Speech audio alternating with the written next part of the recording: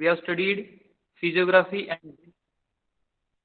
and in this chapter we are studying climate. Okay, आणि याच्यामध्ये आपण कुठपर्यंत पाहिलं आहे? Can you remember? I think we have started India, right? And we have also discussed about the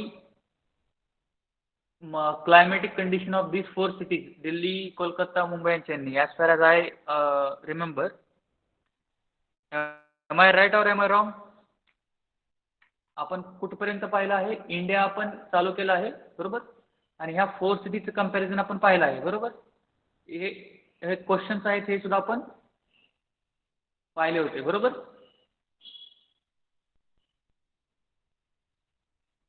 okay.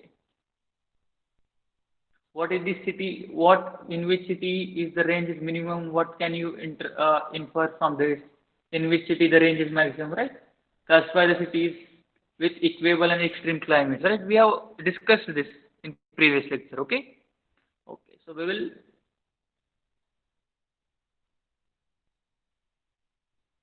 Okay. So we will start from here. Okay. So India's climate is monsoon type, right?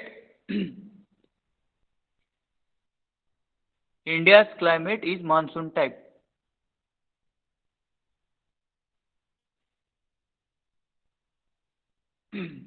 भारताचं जे climate आहे ते कसं आहे? Monsoon type आहे, बरोबर.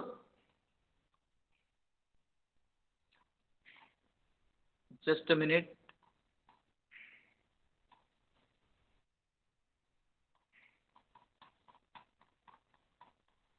Okay. So India's climate is monsoon type. Thus, sun rays are perpendicular up to the Tropic of Cancer, which passes through the middle of the country. Okay. As a result, average temperature are higher through the year. Okay. So all of you know that the Tropic of Cancer is passing through the middle of the India, right? भारताच्या मध्यातून tropic of cancer म्हणजेच कर्कवृत्त गेलेला आहे, ठीक आहे. त्यामुळे ज्यावेळी उत्तर गोलार्धामध्ये म्हणजे आपली जी पृथ्वी आहे ती उत्तरेकडच्या साईडला टिल्ट झालेली असते सूर्याकडे, त्यावेळी सनरेज ह्या डिरेक्टली ट्रॉपिक ऑफ कॅन्सर वरती पडतात, बरोबर. त्यामुळे जे ॲव्हरेज अॅन्युअल टेम्परेचर आहे इंडियाचं ते नेहमी हाय राहतं. ओके. म्हणजे सरासरी जे तापमान आहे भारताचं ते नेहमी हाय राहतं.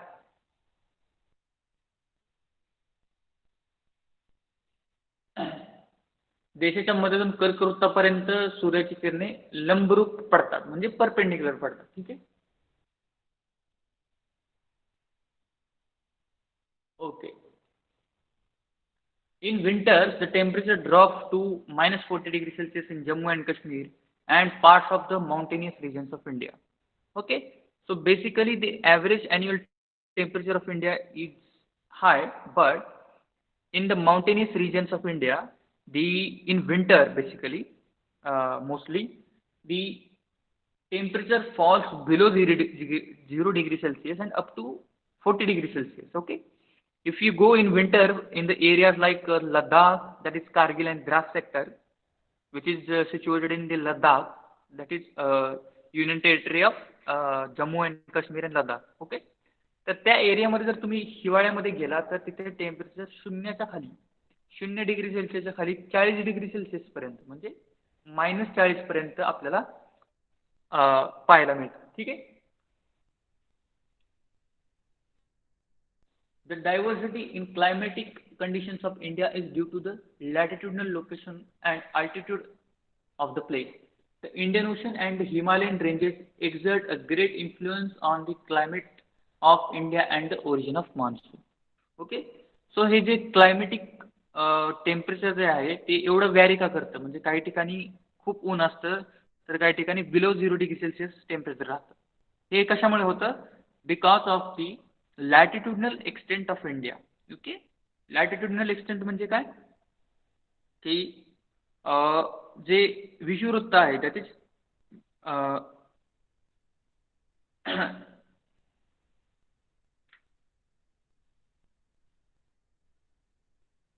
ठीक आहे. विषुववृत्तापासून ते उत्तरेकडे भारताचा जो जिओग्राफिकल भारताची जिओग्राफी आहे ती वरतीपर्यंत खूप पसरलेली आहे. ठीक आहे. That is known as the latitudinal extent of India which is very high. That is why the variation in temperature generally we can see. Okay. तसेच जे माउंटेनियस रिजन आहे त्याच्यामुळे त्याच्यामध्ये जिथं माउंटेनियस रिजन आहे तिथं बेसिकली टेम्परेचर हे कमी राहतं. जिथं प्लेन एरियाज आहे तिथं टेम्परेचर जास्त राहतं. ठीक आहे. So these are basically the reasons of the variation in temperature in India. The diversity of the climate condition in India due to latitudinal location of altitude and the place. The Indian Ocean and the Himalayan ranges exert a great influence on the climate of India and origin of the monsoon. Okay. तर भारतामध्ये जो पाऊस पडतो आणि भारतामध्ये जे climatic conditions आहेत याला इंडियन ओशन म्हणजे आपला जो हिंदी महासागर आहे साऊथ साईडला आणि आपले जे हिमालयन पर्वतरांग आहेत त्या खूप इफेक्ट करतात. ठीक आहे. तर हिमालय पर्वतरांग फक्त पर्वतच नाही आहेत तर हिमालयामुळे भारताचा जो क्लायमॅटिक कंडिशन आहे ओव्हरऑल त्याच्यावरती सुद्धा खूप इफेक्ट पडतो. ठीक आहे. Very cold winds blowing from the south are obstructed by the Himalayas. Similarly, the southwest monsoon retreats from the Shivalik and Himachal ranges of the Himalayas because of the high temperature in the summer. Low pressure area develops in Punjab plains and the Thar desert of the Rajasthan. Okay, so very cold winds blowing from north are obstructed by the Himalayas. Similarly, the southwest monsoon retreat from the Shivalik and the Himachal ranges of the Himalayas because of high temperature in summer. Low pressure area develops in plains of the Thar desert of the Rajasthan. Okay. तर the Himalayan ranges are act as a protectors for India from the cold winds which are coming from the northern side of the Himalayas. Okay. तर जे China किंवा जे central Asian countries आहेत ठीक आहे तिकडून अतिशय कोल्ड असं वाइंड्स फ्लो होत राहतात साऊथ साईडला इंडियाच्या बाजूला. ठीक आहे. परंतु हिमालयन पर्वतरांगामुळे त्या विंड्स आहेत त्या इंडियापर्यंत पोहोचत नाही. ठीक आहे. त्याच्यामुळे हिमालय बेसिकली त्या कोल्ड वाइंड्स आहेत त्यांना थोपवण्याचं काम करतं. जर हिमालय नसते तर आपल्या मुंबईमध्ये सुद्धा 0°C पेक्षा कमी टेम्परेचर आपल्याला अनुभवायला मिळालं असतं. ठीक आहे. ऑल ओव्हर इंडियामध्ये सुद्धा आपल्याला महाराष्ट्रामध्ये इवन राजस्थानमध्ये ह्या सगळीकडे आपल्याला 0°C पेक्षा सुद्धा कमी तापमान आपल्याला हिवाळ्यामध्ये आपल्याला अनुभवायला मिळालं असतं जर हिमालय नसते तर. कारण हिमालयाच्या नॉर्दर्न साईडकडून सेंट्रल एशियन कंट्रीजमधून एकदम थंड असे वारे भारताकडे वाहत असतात पण हिमालयामुळे ते थांबवले जातात. ओके. त्याचप्रमाणे द मान्सून जो आहे ठीक आहे मान्सून कुठून कुठपर्यंत मान्सून फ्लो होतो तर हिंदी महासागर आणि अरबी समुद्र आहे तिथून मान्सून हा नॉर्थ ईस्टर्न साईडला फ्लो होतो. ठीक आहे. परंतु ज्यावेळेस मान्सून हा हिमालयात पोचतो त्यावेळी काय होतं ते जे विंड्स आहेत ते हिमालयाकडून रिटर्न परत माघारी त्यांच्या डिरेक्शनला फिरतात. ओके. हे कशामुळे होतं तर जेव्हा मान्सूनचे जे विंड्स आहेत ते हिमालयात पोहोचतात ठीक आहे तिथं हिमालयामध्ये टेम्परेचर खूप कमी राहतं. ठीक आहे. पण पंजाब आणि राजस्थानमध्ये टेम्परेचर जास्त असल्यामुळे तिथली एअर काय होते हीट होते आणि हीट झालेली एअरची डेन्सिटी आपल्याला माहिती आहे कमी होते. ठीक आहे. आणि तिथे लो प्रेशर एरिया क्रिएट होतो कुठे जिथे हाय टेम्परेचर आहे म्हणजे राजस्थान आणि पंजाबचा जो एरिया आहे अशा ठिकाणी. पण जे विंड्स आहेत जे हिमालयापर्यंत पोहोचलेल्या ज्या विंड्स आहेत त्या थंड असतात आणि त्यांची डेन्सिटी जास्त असते. ठीक आहे. त्याच्यामुळे तिथे हाय प्रेशर एरिया क्रिएट होतो. ठीक आहे. and all of we know that the air flows from the high pressure area to low pressure area. okay. हवा ही नेहमी हाय प्रेशर म्हणजे जास्त दाबाच्या भागाकडून कमी दाबाच्या भागाकडे वाहत असते. ठीक आहे. आणि जिथं टेम्परेचर कमी असतं तिथं जास्त दाबाचा एरिया तयार होतो, पण जिथं टेम्परेचर जास्त असतं तिथं कमी दाबाचा एरिया निर्माण होतो. ठीक आहे. तेव्हा हिमालयातून मान्सूनचे वारे रिटर्न परत नॉर्थ वेस्ट साऊथ वेस्ट डिरेक्शनला रिट्रीट करतात. त्याला परतीचा मान्सून किंवा परतीचा पाऊस असं म्हणतात. ठीक आहे. त्याला इंग्लिशमध्ये रिट्रीटिंग मान्सून असं म्हणतात. Okay. This attracts the winds blows from the high pressure regions in the Indian Ocean, which start blowing towards the mainland of India.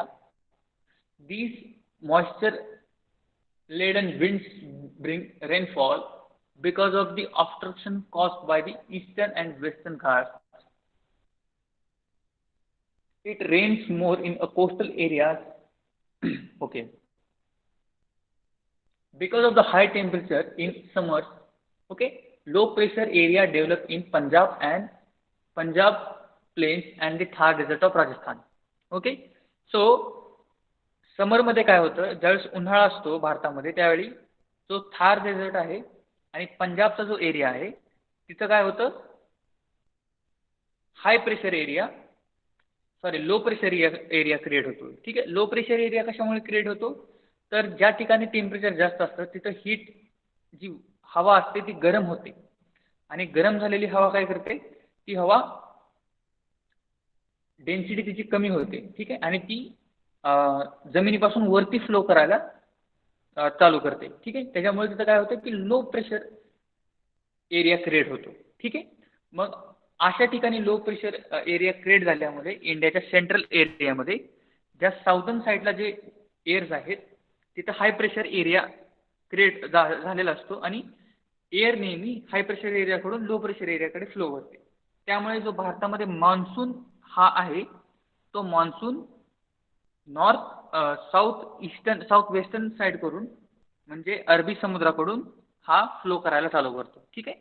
आणि अरबी समुद्रामधून ज्यावेळेस हे विंड्स वाहत असतात किंवा फ्लो करत असतात त्यावेळी त्यांच्यामध्ये अतिशय जास्त मॉइश्चर असतं. ठीक आहे. म्हणजे त्या हवेमध्ये मॉइश्चर कंटेंट म्हणजे बाष्पाचं प्रमाण खूप जास्त असतं आणि हे वारे ज्यावेळेस इंडियामध्ये मेनलँडमध्ये येतात त्यावेळेस तिथं पाऊस पडतो. ठीक आहे. त्याच्यामुळे भारतामध्ये मान्सूनमध्ये किंवा जून ते जून जुलै महिन्यामध्ये जो आपल्यामध्ये मान्सूनचा पाऊस पडतो तो या फेनॉमिनॉनमुळे पडतो. ठीक आहे.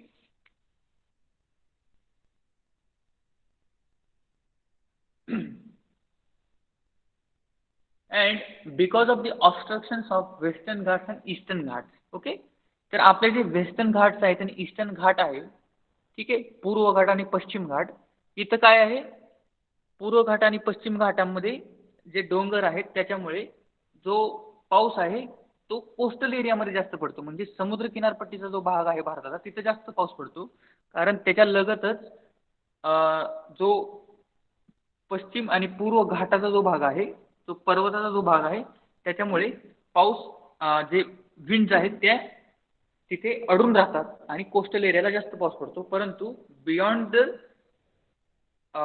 Western Ghats and eastern Ghats there is always rain shadow areas there. Okay. म्हणजे तिकडे कमी पाऊस पडतो पण कोस्टल एरियामध्ये जास्त पाऊस पडतो. ठीक आहे.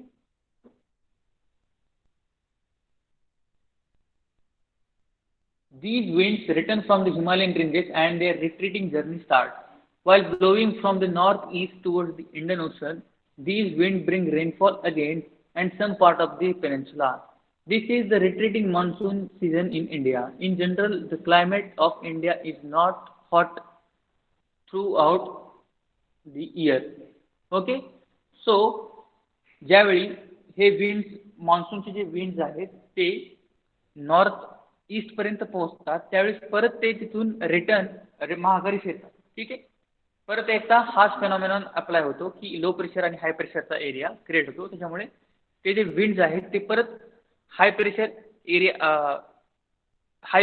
एरियाकडून लो प्रेशर एरियाकडे फ्लो करतात आणि तो रिट्रीट आहे म्हणजे परतीचा जो पाऊस आहे त्याला परतीचा मान्सून असं म्हणतात, हा भारतामध्ये परत एकदा पडतो. ठीक आहे. As the Tropic of Cancer passes through the middle of India, India is considered to be a tropical region. Okay, so as the Tropic of Cancer passes through the middle of India, India is considered to be a tropical region. बरोबर. जो equator जिथून pass होतं त्या एरियाला काय म्हणतात, equatorial region. Okay, आणि जिथून tropic of cancer आणि ट्रॉपिक ऑफ कॅप्रिकॉर्न जिथून पास होतात त्याला काय म्हणायचं, ट्रॉपिकल रिजन. ठीक आहे.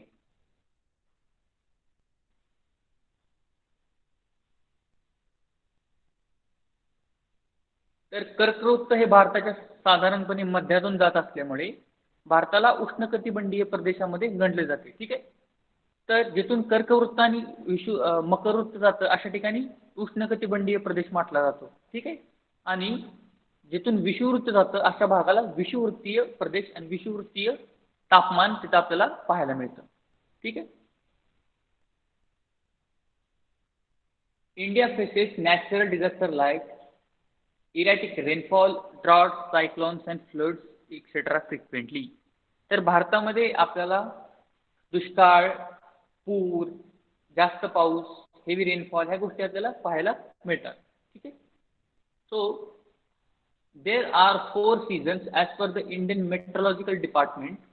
That is hot weather season, the season of rainfall, that is monsoon, the season of retreating monsoon and the cold weather season. ठीक आहे. तर according to Indian Meteorological Department, that is भारताचं जे हवामान खातं आहे त्यांच्यानुसार भारतामध्ये 4 ऋतू आहेत. ठीक आहे. पहिला आहे उन्हाळा, hot weather season, right, that is summer आपण म्हणतो त्याला. The second one is monsoon म्हणजे पावसाळा. ठीक आहे. The third one is season of retreating monsoon म्हणजे परतीचा पाऊस. ठीक आहे. परतीचा मान्सून. आणि fourth one is cold weather season म्हणजे विंटर सीझन. ठीक आहे. त्याला आपण हिवाळा असं म्हणतो.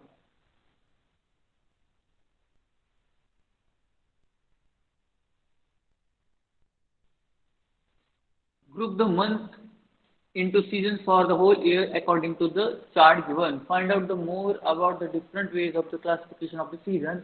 For example, what is summer? Consider the location, extent and the climatic conditions of the both countries. Write month as per the season. Okay. So here a chart is given here आणि ह्या chart मध्ये काय केलं आहे, seasons दिले आहेत आणि समर आणि विंटर दिला आहे. ठीक आहे. तर इंडियामध्ये समर कोणत्या मंथमध्ये असतो आणि ब्राझीलमध्ये कोणत्या मंथमध्ये समर असतो ते तुम्हाला तिथे ह्या चार्टमध्ये लिहायचं. ठीक आहे.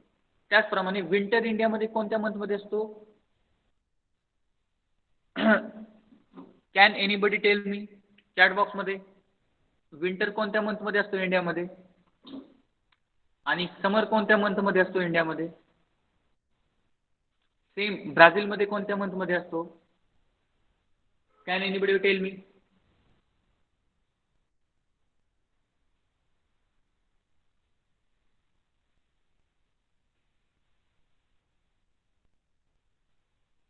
M I audible to you. माझा आवाज येते का तुमच्यापर्यंत.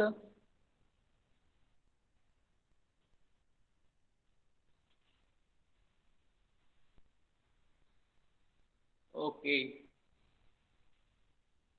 समर कोणत्या मंथमध्ये असतो इंडियामध्ये, तुमच्यापैकी माहिती नाही का कोणाला. समर असतो इंडियामध्ये फेब्रुवारी टू जून पर्यंत. ओके. हा समरचा सीझन आहे. राईट. आणि विंटर कधी असतो, विंटर असतो सप्टेंबर पासून ते फेब्रुवारी पर्यंत, सप्टेंबर ते जानेवारी पर्यंत. ओके.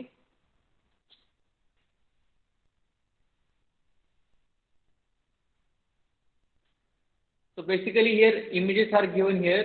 4.1a मध्ये 4.6a figure shows the traffic jam due to rainfall. Traffic jam rainfall मध्ये ब्राझीलमध्ये कशा प्रकारे होतो ते इथं दिलं आहे, दाखवलं आहे. आणि इंडियामध्ये ट्रॅफिक जॅम कसा होतो ते इथं आपल्याला इथं पाहायला मिळते फिगरमध्ये, सॉरी ह्या फोटोमध्ये 4.6b मध्ये. ठीक आहे. त्यानंतर 4.7 मध्ये आपण इथं पाहू शकतो. You can see in 4.7 figure dry land drought affected regions in India. ठीक आहे. जिथे दुष्काळ पडला आहे अशा ठिकाणी जमिनीची कशी अवस्था होते हे तर 4.7 मध्ये आपल्याला पाहायला मिळते. 4.8 मध्ये काय आहे, स्नोफॉल. ठीक आहे. स्नोफॉल कशा प्रकारे असतो हे आपल्याला इथं पाहायला मिळतं. ओके. नाव rainfall in Brazil. Okay. Then deforestation in Brazil, जंगलं कशी तोडली गेली ब्राझीलमध्ये त्याचा एक फोटो दिला गेला आहे. Then the 4.11 figure shows well a source of water in India, एक विहीर आहे आणि तिथून लोक पाणी भरत आहेत. ठीक आहे. Then 4.12 drought quadrilateral region in Brazil. ठीक आहे. ब्राझीलमध्ये जो ड्रॉट क्वाड्रिलॅटरल रिजन आहे त्याच्याबद्दल आपण ऑलरेडी शिकलो आहोत, ते इथं दाखवलं आहे. देन पेडी फार्मिंग, जे भाताची जी लागवड आहे ते भारतामध्ये कशा प्रकारे असते ते इथं दाखवलं आहे. ठीक आहे. Temperature in Ganganagar in Rajasthan soars at 50 degree Celsius in June. Okay. तर do you know temperature in Ganganagar in Rajasthan soars to 50 degree Celsius in June. Ganganagar राजस्थानमध्ये 50 डिग्री सेल्सिअस पर्यंत तापमान जातं उन्हाळ्यामध्ये. Can you imagine 50 degree Celsius. ठीक आहे. म्हणजे किती हॉट टेम्परेचर तिथं होऊ शकतं उन्हाळ्यामध्ये. Kargil town often experiences temperature as low as -48 degree Celsius in winter. Okay. पण कारगिल टाउन आहे जे लडाखमध्ये आहे, तिथे -48 डिग्री सेल्सिअस एवढं टेम्परेचर हिवाळ्यामध्ये असतं. ठीक आहे. माउंसिनराम and Cherrapunji in East Khasi Hills of districts of Meghalaya are the wettest place not only in India but also in the world. Okay. तर माउंसिनराम आणि चेरापुंजी ही जी दोन ठिकाणं आहेत मेघालयामध्ये, इथे जगामध्ये सगळ्यात जास्त पाऊस इथे पडतो. ठीक आहे. फक्त इंडियामध्येच नाही तर जगामध्ये सगळ्यात जास्त पाऊस पडतो. आणि Jaisalmer in western Rajasthan is the driest part of India. It receives less than 120 mm rainfall annually. ठीक आहे. तर मौसिनराम आणि चेरापुंजी मेघालयामध्ये किती पाऊस पडतो इथं आपण पाहू शकतो. 11,872 मिलीमीटर एवढा रेनफॉल अॅन्युअली होतो तिथे. ठीक आहे. तेवढा सरासरी पाऊस पडतो. पण राजस्थानमध्ये जो जैसलमेर आहे तिथे 120 mm वर्षभरात फक्त पाऊस पडतो. म्हणजे खूप कमी पाऊस तिथे पडतो. ठीक आहे. Tamil Nadu receives maximum rainfall during the retreating monsoon season. ठीक आहे. तर तामिळनाडूमध्ये ऑक्टोबर नोव्हेंबरमध्ये खूप पाऊस पडतो कारण त्यावेळेस रिट्रीटिंग मान्सून असतो. ठीक आहे.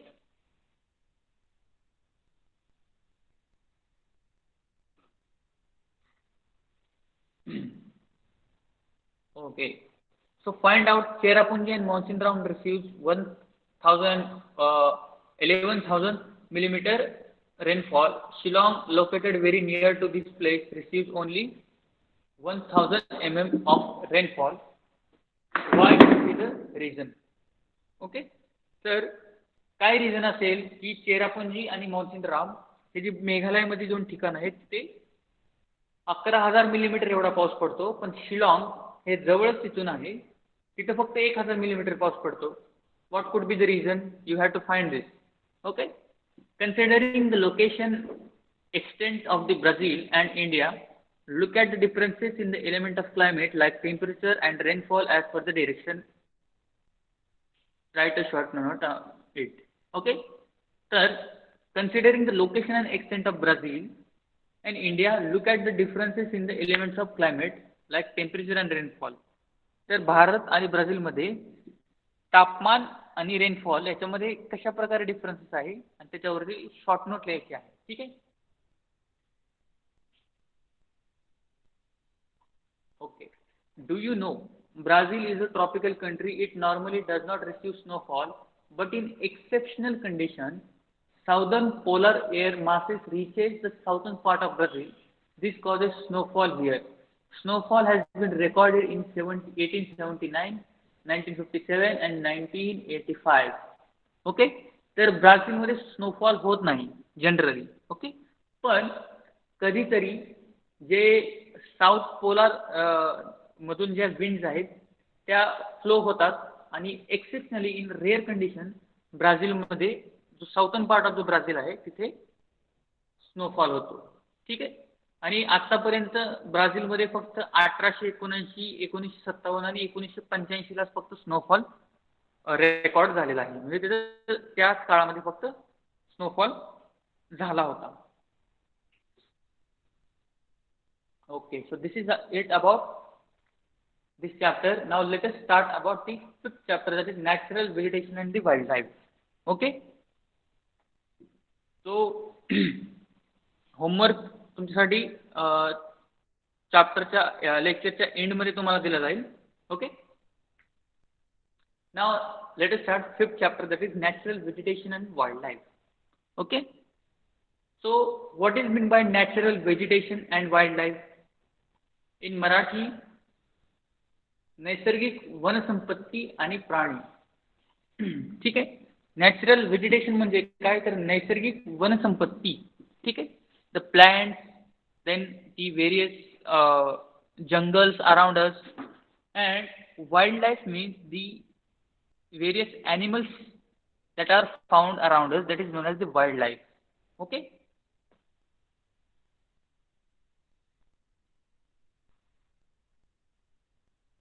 now let us try to study about the various plants and animal life and the wildlife in India, in Brazil. तर भारत आणि ब्राझीलमध्ये कोणत्या प्रकारचे पक्षी, झाडे, प्राणी किंवा वनस्पती आपल्याला पाहायला मिळतात आणि कशा प्रकारची जंगले वगैरे आपल्याला पाहायला मिळतात ते आपल्याला शिकायचं आहे या लेसन मध्ये. ठीक आहे. Okay, observe the images shown in figure 5.1 and discuss the basis of the following points. Can you tell the names of the plant trees shown in the images? Okay. इथे ज्या images दिल्या आहेत, how many of you can tell the names of these trees? Okay. This tree, this tree, this tree. ह्या ट्रीची नावं काय आहेत तुमच्यापैकी कोणाला माहिती आहे का? How many of you know the names of these trees?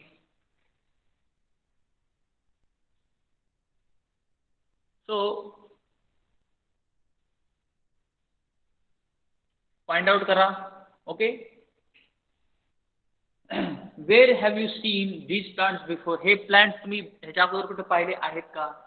Name the fauna shown in the image. Okay. तर ह्या इमेज मध्ये हे प्राणी आहेत, हे तर तुम्हाला ओळखता येत असतील. First one is cactus, right. तर जे प्राणी आहेत, हे जे खालच्या 3 इमेजेस आहेत त्याच्यामध्ये काय काय आहे, ऍटलीस्ट ते तरी तुम्हाला समजत असेल, ते तरी सांगा. या इमेज मध्ये काय आहे, ह्या इमेज मध्ये काय आहे आणि ह्या इमेज मध्ये काय आहे?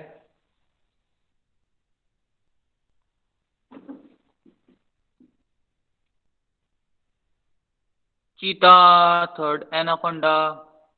The first one is a bird here, right? Simple sparrow is here. The second one is tiger, and the third one is here. Basically, a python is there. Okay? अजगर, बरोबर. पहिल्यामध्ये काय आहे, चिमणी आहे साधी. दुसऱ्यामध्ये काय आहे, हा वाघ आहे. आणि तिसऱ्या इमेज मध्ये काय आहे, थोडक्यात साप आहे, म्हणजे तो अजगर आहे थोडक्यात. ठीक आहे.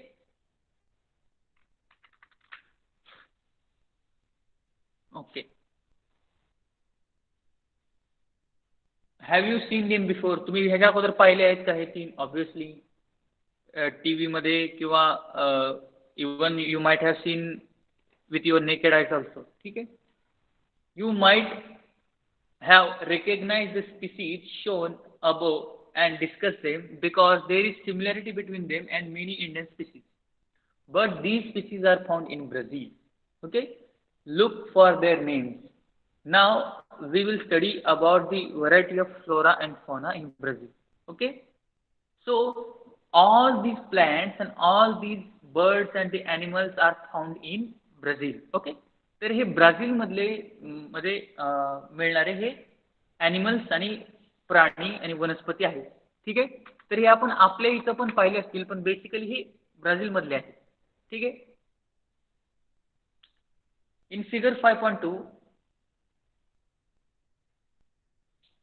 rainfall, flora, fauna and Brazil have been shown in across the profile along the physiography. The changes occurring in above elements while going from north to south is clearly seen here. Discuss about this in class and write a note about it. Okay.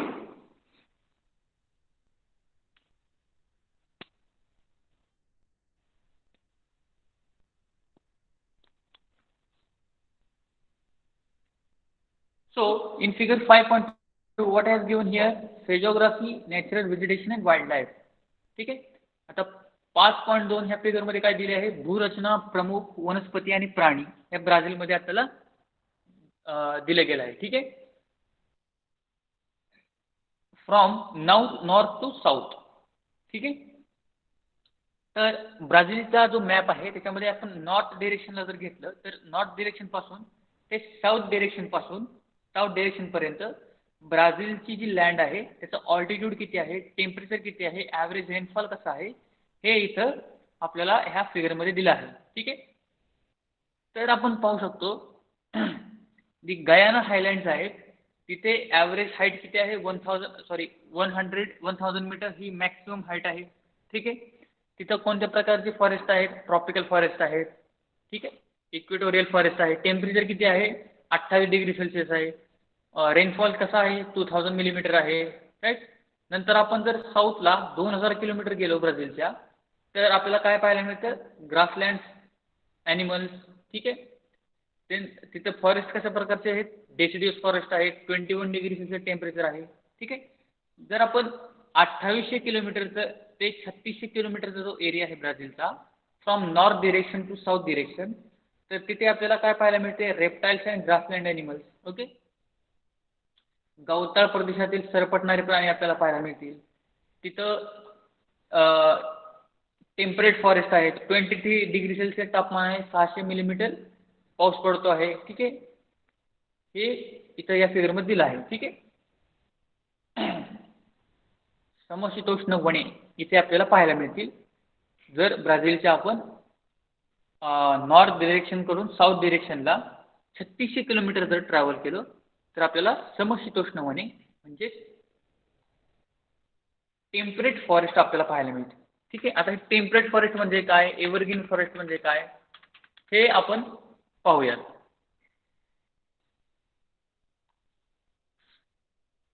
Okay. So in Brazil geographical explanation. ठीक है. Brazil's vegetation. In Brazil, rainfall varies due to physiography. In most parts, the equatorial region, it rains throughout the year. As one moves away from the equator, the number of rain days as well as the amount of rainfall reduces. Okay. So this affects this life cycle of the vegetation too. In Brazil rainfall varies due to the physiography. ठीक आहे. ब्राझीलमध्ये पावसाचं जे प्रमाण आहे ते फिजिओग्राफीनुसार change होत राहतं. ठीक आहे. In most parts of the equatorial region it rains throughout the year. तर हा फॅक्ट मी तुम्हाला लास्ट लेक्चरमध्ये पण सांगितला होता की जे इक्वेटोरियल रिजन्स आहेत तिथे थ्रू आउट द इयर पाऊस पडतो. ठीक आहे. 365 डेज. आपल्यासारखं जे ट्रॉपिकल रिजन सारखं तिथे फक्त पावसाळ्यामध्ये पाऊस पडत नाही. ठीक आहे. तर जे इक्वेटोरियल रिजन्स आहेत तिथे वर्षभर पाऊस पडतो. ठीक आहे.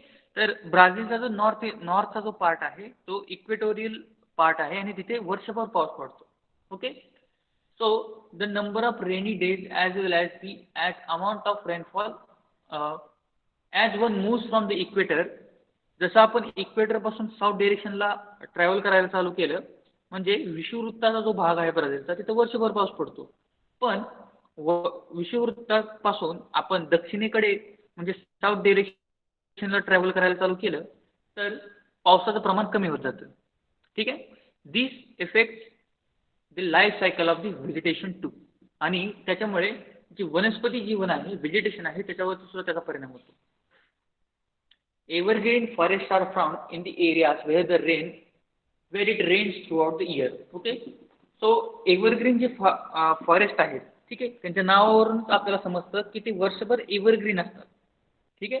What is mean by evergreen forest? The forest which remains evergreen all over the year that is known as evergreen forest. ठीक आहे. सदाहरित वने ही आपल्याला ब्राझीलमध्ये विषुववृत्तीय भागात पाहायला मिळतात. सदाहरित वने म्हणजे काय? वर्षभर ती वने हिरवी असतात. ठीक आहे, जंगल वर्षभर तिथं हिरवं असतं, म्हणजे झाडं सुकत नाही. ठीक आहे. In regions which receive rainfall only during certain seasons, the density of the vegetation reduces. Instead of forest, various types of grasses, short shrubs, thorny vegetation are found. Okay, so in the areas where rainfall is only falls during the particular season, there, instead of green forest, various types of grasses, that is short shrubs, thorny vegetation, etc. found. तर जिथे वर्षभर पाऊस पडत नाही अशा ठिकाणी सदाहरित वने किंवा एव्हरग्रीन फॉरेस्ट आपल्याला पाहायला मिळत नाही. तर अशा ठिकाणी आपल्याला काय ग्रासेस म्हणजे गवताळ प्रदेश किंवा काटेरी वनस्पती अशा ठिकाणी आपल्याला पाहायला मिळतात. ठीक आहे. Brazil has the largest number of vegetation species in the world. This includes evergreen vegetation, semi-evergreen, arid, etc. One find trees like pau brasil, rubber, then mahogany and rosewoods and variety of orchids. Okay. So because of evergreen rainforest in Brazil, there are large number of oxygen that is released in the environment. So Brazil has the largest number of vegetation species in the world. तर ब्राझीलमध्ये वनस्पतीचे जे प्रकार आहेत ते सगळ्यात जास्त जगामध्ये आपल्याला पाहायला मिळतात. ठीक आहे. This includes evergreen vegetation and semi evergreen and arid. ठीक आहे. तर ब्राझीलमध्ये आपल्याला सेमी एव्हरग्रीन म्हणजे एव्हरग्रीन म्हणजे सदाहरित वने. ठीक आहे. सेमी एव्हरग्रीन म्हणजे पावसाळ्यामध्ये ती हिरवी असतात आणि पाऊस ज्या काळामध्ये पाऊस नाही पडत अशा ठिकाणी ते सुकून जातात. ठीक आहे. आणि एरिड म्हणजे जिथं पावसाचं प्रमाण कमी आहे अशा ठिकाणी अशा प्रकारचं जे व्हेजिटेशन आहे ते आपल्याला ब्राझीलमध्ये पाहायला मिळतं. ब्राझीलमध्ये आपल्याला कोणकोणत्या प्रकारची झाडे पाहायला मिळतील? तर पाऊ ब्राझील नावाचं एक झाड आहे, त्यानंतर रबर आहे, देन मॅहोगनी आहे, रोजवूड आहे, ही अशा प्रकारची, आणि ऑर्चिड ही जी झाडं आहेत ते आपल्याला ब्राझीलमध्ये पाहायला मिळतात. ठीक आहे. तर मराठीमध्ये त्यांना काय म्हणतात? तर प्राऊ ब्राझील, रबर, महोगनी, रोजवूड ही सेमच नाव आहेत मराठीमध्ये सुद्धा. ठीक आहे. इत्यादी वृक्ष ब्राझीलमध्ये आपल्याला पाहायला मिळतात. Because of the evergreen rainforest in Brazil, there is a large amount of oxygen that is released in environment. तर ब्राझीलमध्ये खूप प्रमाणामध्ये एव्हरग्रीन फॉरेस्ट आहेत, सदाहरित वने आहेत. त्याच्यामुळे ब्राझीलमध्ये काय होतं, खूप ऑक्सिजन एन्व्हायरमेंटमध्ये टाकला जातो. तर तुमच्यापैकी बऱ्याच जणांना, सगळ्या जणांना माहीत असेल की जी झाडे आहेत ती ऑक्सिजन रिलीज करतात. ठीक आहे. आणि कार्बन डायऑक्साईड घेतात. जसं ह्युमन बिईंग्स आहेत, आपण माणसं आहोत किंवा आपण प्राणी आहोत, तर प्राणी काय करतात?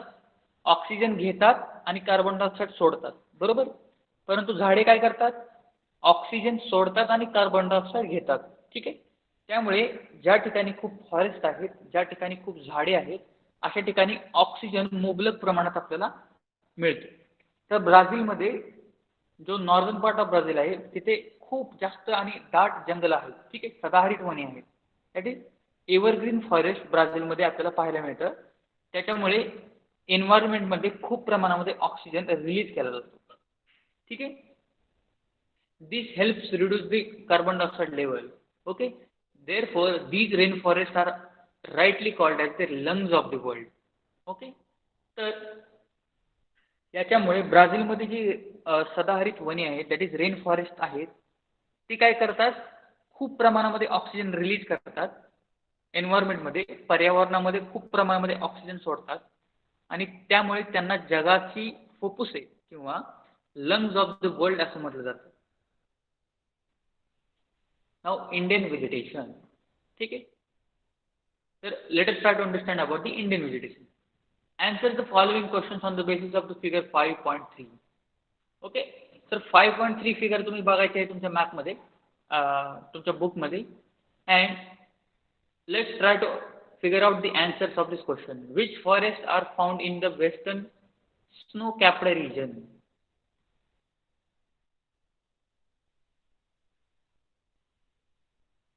Which forests are found in western snow-capped region? On which coast do you mainly find the coastal vegetation? पहिला क्वेश्चन आहे, हिमच्छादित प्रदेशात कोणती वने आढळतात?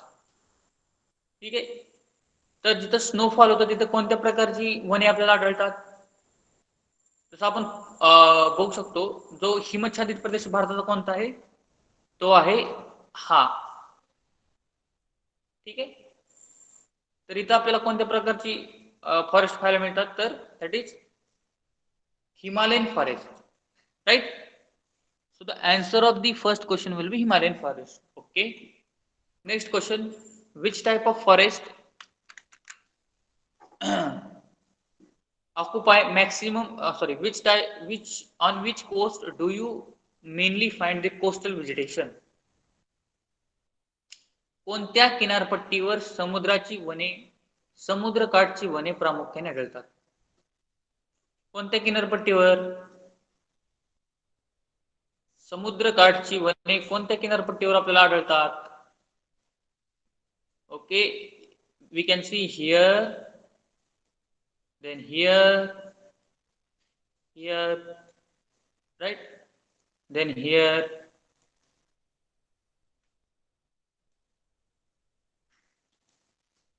and here. Okay. तर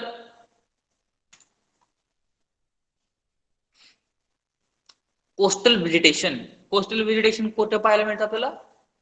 eastern coast, not western coast, it is eastern coast. ठीक आहे. तर आपल्याला ईस्टर्न कोस्ट वरती आपल्याला कोस्टल फॉरेस्ट आपल्याला पाहायला मिळतात, राईट. ईस्टर्न कोस्ट वरती इथे पाहू शकता तुम्ही, right. Here we can see the coastal forest. Now third question, which type of forest occupy maximum area in India? Why? Deciduous forest. Is it deciduous forest? Right. If we see, the deciduous forest occupies the large number of area in India, right? This area, then this area. So the large number of area is occupied by the deciduous forest. Why?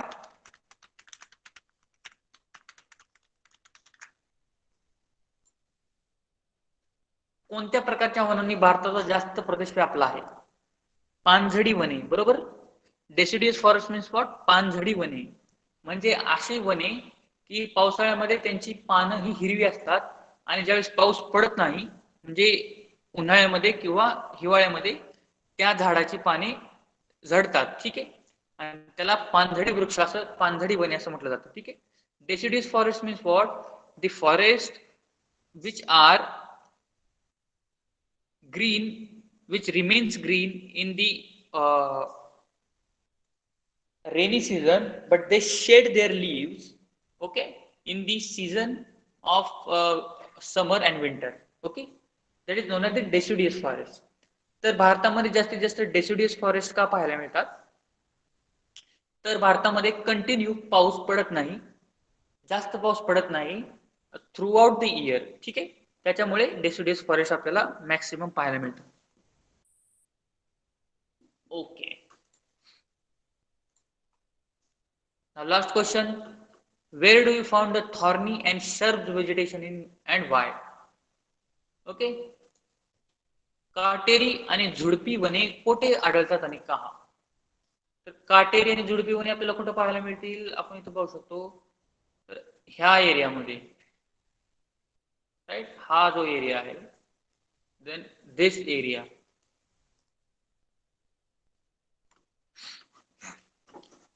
तर काटेरी आणि झुडपी वने, that is thorny and shrub forest, shrub vegetation we can find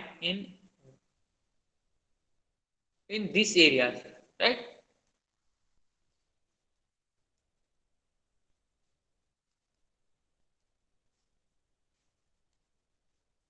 तर या एरियामध्ये आपल्याला thorny आणि शर्प फॉरेस्ट पाहायला मिळतात. Y? Because here rainfall is very low. इथं पाऊस खूप कमी पडतो ह्या एरियाजमध्ये, त्यामुळे इथं आपल्याला काटेरी झुडपे आणि काटेरी आणि झुडपी वने आपल्याला पाहायला मिळतात. ठीक आहे.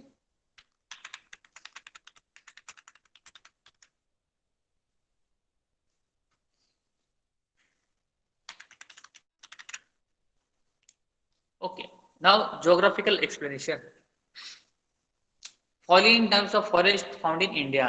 In the regions where rainfall more than 2000 millimeter of rainfall on an average along with abundant sunlight, evergreen forests are found.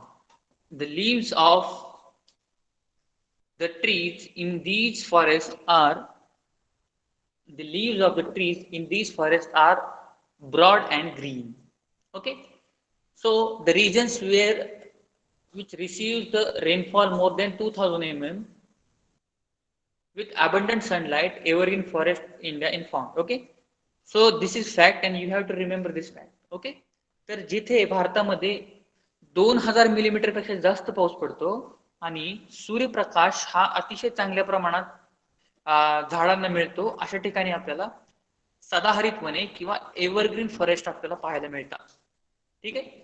तर तुम्हाला जर कोणी क्वेश्चन विचारला किंवा तुमच्या एक्झाम मध्ये क्वेश्चन आला की भारतामध्ये एव्हरग्रीन फॉरेस्ट कुठे आढळतात आणि का, तर तुम्हाला सांगता आलं पाहिजे. ठीक आहे.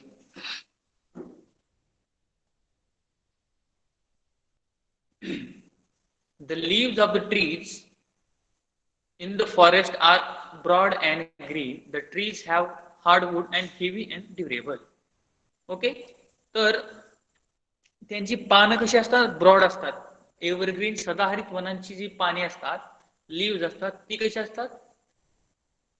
ब्रॉड आणि ग्रीन. राईट. म्हणजे मोठी असतात आणि अतिशय हिरवी असतात. The trees have hardwood, heavy and durable. ती जी झाडे असतात त्यांचं जे लाकूड असतं अतिशय हार्ड असतं, हेवी असतं आणि ड्युरेबल असतं, म्हणजे जास्त काळ टिकणार असतं. ठीक आहे. Example माहोगिनी.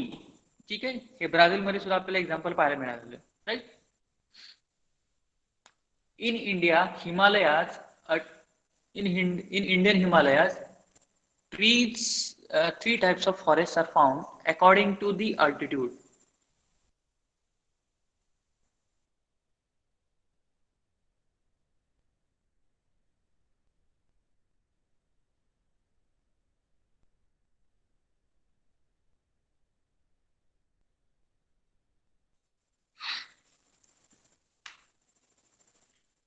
In Indian Himalaya, three types of forests are found according to the altitude in areas located in the highest altitude, seasonally flowing.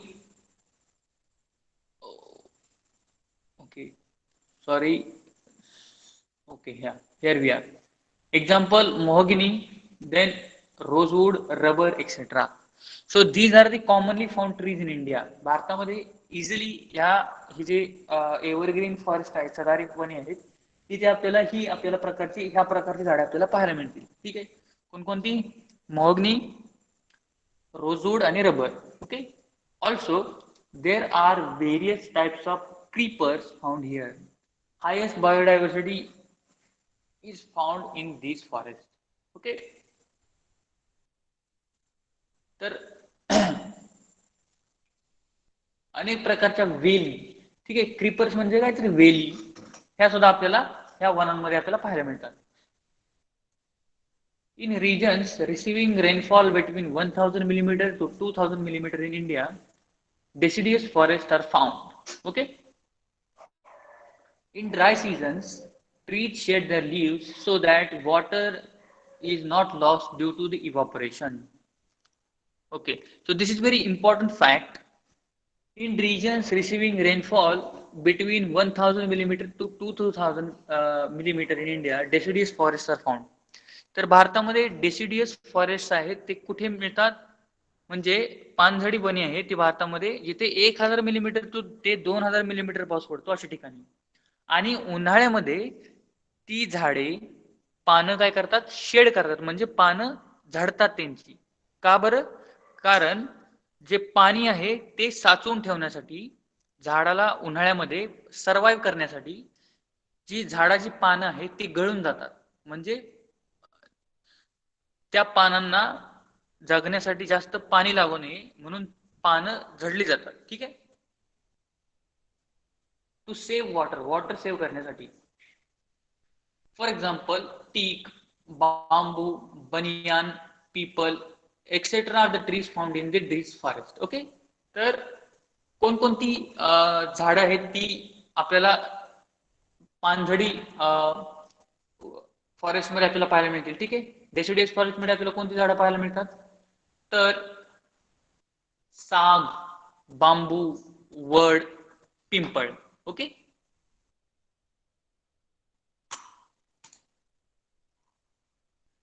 regions that receive less than 500 millimeter of rainfall and experiences dry summer for a long period in India, thorny shrubs types of vegetation is found. The leaves are small in size. Example, cat, uh, cataceae, then acacia, then khejadi, and varieties of the cactus like oil and vera and agave. ठीक आहे, तर ज्या ठिकाणी 500 millimetre पेक्षा कमी पाऊस पडतो अशा ठिकाणी आपल्याला कोणतं व्हेजिटेशन पाहायला मिळतं, तर थॉर्निंग अँड शर्प टाइप्स ऑफ व्हेजिटेशन. ठीक आहे, जिथे 500 मिलीमीटर पेक्षा कमी पाऊस पडतो अशा ठिकाणी आपल्याला काटेरी आणि झुडपी वने आपल्याला पाहायला मिळतात. ठीक आहे, आणि कोणकोणत्या प्रकारची झाडे असतात तिथं, तर खैर, बाभूळ, खेजडी, तसेच कोरफड, घायपात इत्यादी निवडुंगाचे प्रकार आपल्याला पाहायला मिळतात. ठीक आहे, ही मराठीमधून नाव आहेत आणि इंग्लिश मधून काय नाव आहेत, what are the names, that is catechu, then acacia, khejri, and varieties of cactus like aloe vera and agave. ठीक आहे, ॲलोवेरा तर आपल्याला माहितीच आहे, म्हणजे कोरफड. In swampy areas, the estuaries and lagoons near coastal areas having saline soils and the moist climates, coastal type of vegetation is found. They are called as a mangroves, and the Sundarban mangroves or the Sundarbans in India. The wood of these trees is oily, light and durable.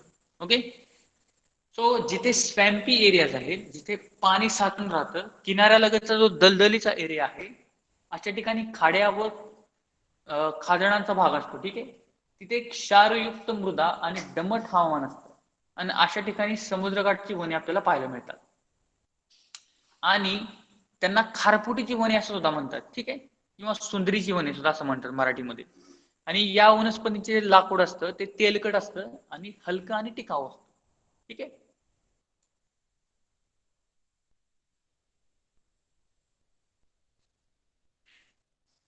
in Indian Himalayas, three types of forests are found. According to the altitude, in areas located in the highest altitude, seasonally flowering trees are found.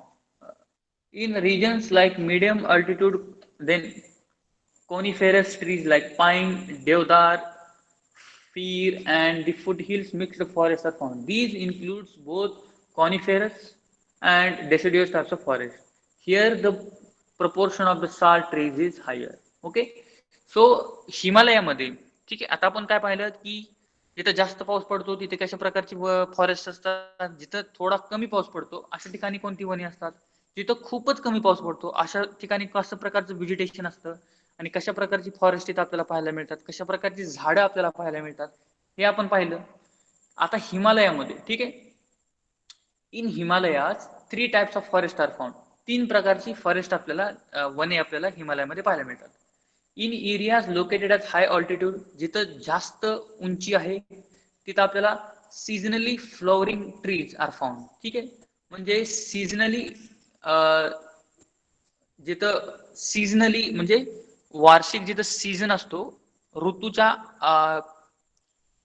ऋतूवरती, म्हणजे एखादा particular ऋतूमध्येच तिथं झाडं ती बहरतात. ठीक आहे, अशा प्रकारचे आपल्याला फॉरेस्ट आपल्याला पाहायला मिळतात. इन रिजन्स लाईक मिडियम ऑल्टिट्यूड, जिथं मीडियम उंची आहे अशा ठिकाणी कॉनिफेरस ट्रीज. ठीक आहे, म्हणजे लाईक पाईन अशा प्रकारे आपल्याला पाहायला मिळतात. ठीक आहे, मध्यम उंचीवर आपल्याला पाईन, देवदार, फर, सूचीपर्णी वृक्षांची वने आपल्याला पाहायला मिळतात. ठीक आहे, आणि this include both coniferous and deciduous types, right? Here the proportion of sal trees is higher.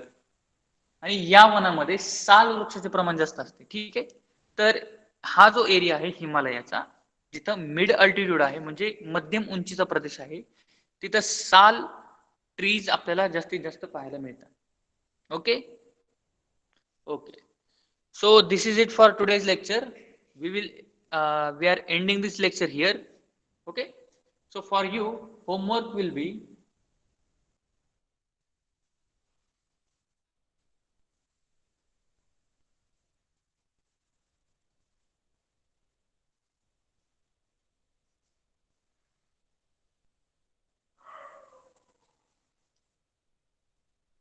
okay. Homework तुमच्यासाठी काय असेल? होमवर्क असेल तुमच्यासाठी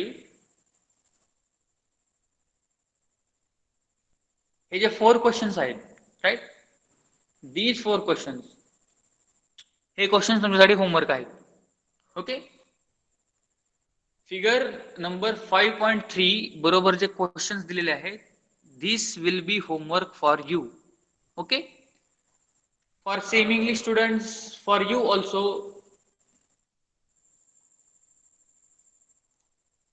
हा हे जे क्वेश्चन्स आहेत फॉर मराठी मीडियमच्या स्टुडंटसाठी.